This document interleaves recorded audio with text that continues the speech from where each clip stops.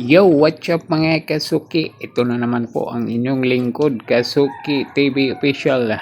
Mapagpalang araw po sa inyong lahat at happy weekend mga Kasuki. So, for today's video mga Kasuki, manguha tayo ng mud crab o yung kagang ang tawag sa amin mga Kasuki.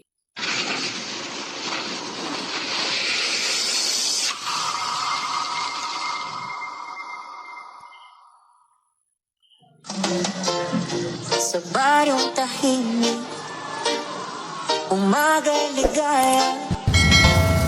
Yun bang nagyaya ang pinsan ko mga Kasuki. Tapos wala rin naman akong ginagawa. So manghuli daw kami ng mud crab o kagang pang ulam namin sa hapunan. O sama na lang ako dito mga Kasuki. Kasi nga hindi naman ako ang mismong kukuha. Ako lang naman yung tagahawid nung lagayan. Oh, 'di ba mga Kasuki, ganun lang kadali sa kanya, mga Kasuki. Ang panghuli ng mud crab. Kabisado na nila mga Kasuki ang mga ganitong paghuhuli ng mga alimasag. Kasi nga bata pa lang sila ganito na ginagawa nila tuwing walang ulam mga Kasuki. Ako ay sumama lang ako sa kanya para tagahawak ng mga kuha niya mga Kasuki. So, nakailang butas na kami dito mga Kasuki at ito yung mga nakuha namin. So, mano-manong hinukay niya yan mga Kasuki. O, di ba? Medyo marami-rami na rin yan mga Kasuki kaya napagpasyahan namin nga uuwi na kami. So, naka 20 piraso po kami ang nahuli niya. So, dito na kami papunta sa may kalsada para makauwi na.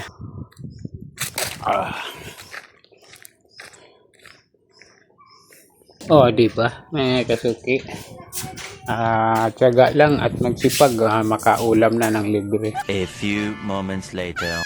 So, sa madaling salita mga Kasuki, pagdating namin sa bahay, tapos hinati namin yung nakuha namin. So, ngayon ako nag-prepare dyan mga Kasuki para sa pagluluto o yung ginataan. Yun ang paborito namin mga Kasuki pag ganitong mga alimasag o yung mud crab. So ayun, sariling kayod mga Kasuki kasi hindi naman alam ang pagluluto ng mga kasama ko dito sa bahay. Hindi nila alam yung paglilinis dito, maproseso kasi ito mga Kasuki. Kailangan mo pang linisin ng maigi kasi maputik o yung kinakain nila is yung putik. So, kayod muna tayo ng niyog mga Kasuki. At pagkatapos nito, lilinisin mo yung mud crab o yung kagang na nakuha namin. Isa-isahin mong brabrasan. Kasi nga, ang ganyang klaseng alimasag mga Kasuki, laging nakalubog yan sa putik o sa ilalim ng kanilang lungga. Sa gabi lang kasi yan lumalabas mga Kasuki. Pag araw, lagyang nasa loob ng kanilang butas. Kaya kailangan mong linisin kasi maputi kasi yan mga Kasuki. Pero kung ilalaga mo lang, hindi mo gagataan, pwede namang hindi mo na kailangan brasan. So ganyan lang mga Kasuki. Kailangan mong tiyagaan na paglinis kasi para masarap yung sabaw. O diba? Kasi ginataan kasi yan. O diba? Kailangan hihigupin mo yung sabaw. So, para lalong sumarap mga Kasuki, so lalagyan natin ng malunggay. Paborito ko kasi ito malunggay mga Kasuki, lalo na yung tinatawag sa amin sa Bisaya na lutong lauoy. So, ito na mga Kasuki, yung mud crab na lulutuin ko. So ito na mga Kasuki, simpleng luto lang to mga Kasuki. Ilagay mo yung pangalawang gata. Tapos antayin mong kumulo. Tapos pag kumulo na mga Kasuki, kasunod mo naman yung malunggay at saka yung mud crab mga Kasuki. At saka sa ganung paraan madaling maluto yung malunggay mga Kasuki.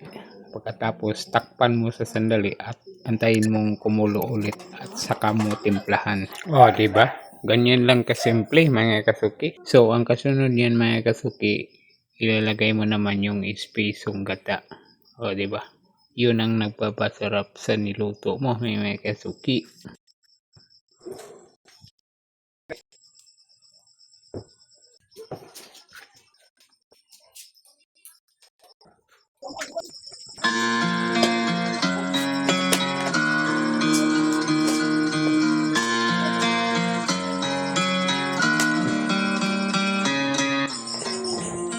Kain na kasuki.